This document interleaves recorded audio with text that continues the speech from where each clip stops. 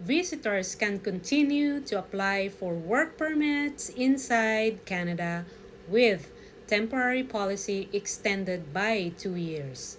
This was announced February 28, 2023.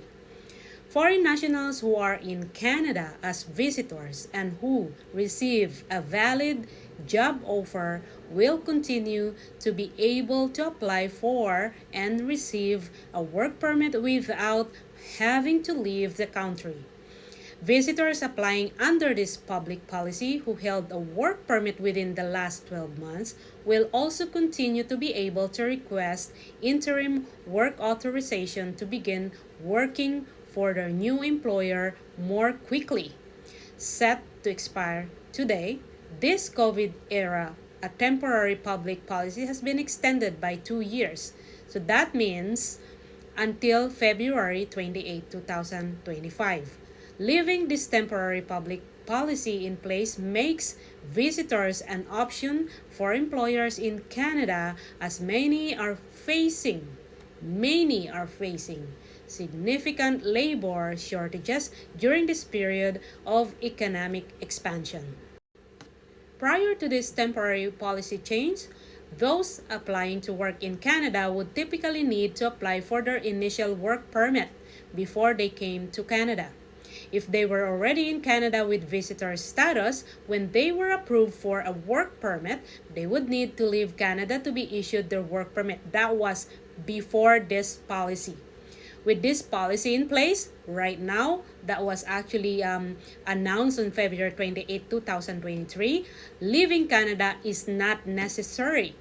To be eligible to apply, an applicant looking to benefit from this temporary public policy must have valid status in Canada as a visitor on the day they apply. So it's important to maintain your status here regardless of what your condition under temporary resident permit, which is if you are tourist visa, always maintain your status.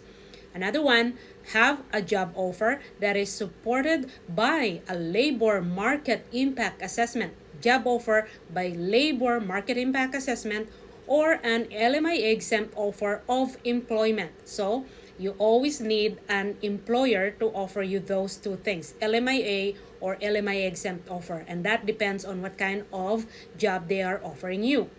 Again, there's always a rule with that. It's always in between. Submit an application for an employer-specific work permit no later than February 28, 2025. Meet all other standard admissibility criteria. Usually, maybe experience is needed.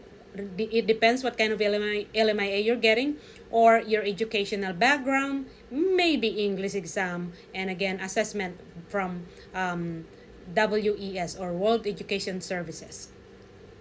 So the next video that I'm going to share actually is about applicants who currently have visitor status but who have held a valid work permit in the past 12 months can follow special instructions to get interim work authorization to start working for their employer before their work permit application is finalized.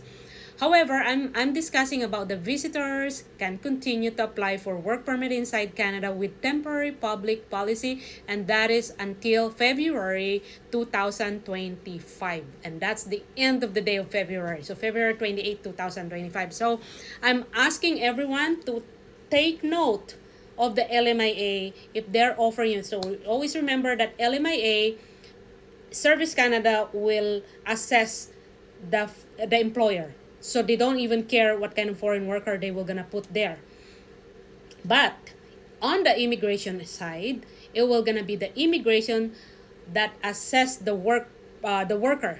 So that ends up kung anong magiging decision ng immigration. So two things, LMIA is handled by ESDC or Employment Service Development Canada. Sila po ang nag-a-approve ng LMIA. And again, I'm saying LMIA is a very, very complicated process. You don't want to take it lightly. if you're just a normal person, it will be easy for you to process, but there's a lot of time for you to learn how to process one LMIA. And then, after you get the LMIA, that LMIA na nakasulat yung pangalan mo as a foreign worker, you're gonna receive that from your employer. Then, you could be able to apply for work permit extension, work permit application. Work permit extension pag may dati ka ng work permit or pwede kang mag-restore. However, I just wanna remind everyone also that if in case, for this example, your work permit is expiring, let's say March 1, 2024 and wala pa yung LMIA mo, pwede po kayong mag-apply ng work permit basta meron ng proof na nag-apply na ng LMIA yung employer nyo. And there's a way for that. I always do that to everyone, and para makatipid po yung LMIA application, matagal po, maybe 2 to 3 months. But the work permit is also maybe 3 to 4 months, 2 to 4 months I should say.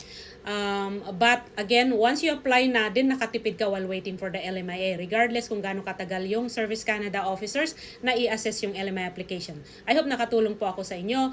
That is about LMIA. Part of it lang po, yung LMIA na yan. It is a very, very huge and information about LMIA. Napakadami pong LMIA kasi in every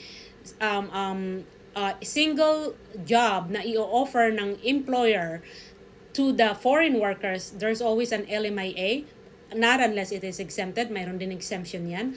Pero be careful also kung may cap or or hindi ina-approvean ang work permit application na LMIA, which is right now public policy for caregiver, in-home caregiver program. Hindi po niyan ina-approve pag LMIA ang ginamit. Pagka foreign worker ka, wala ka ng status tourist visa holder ka.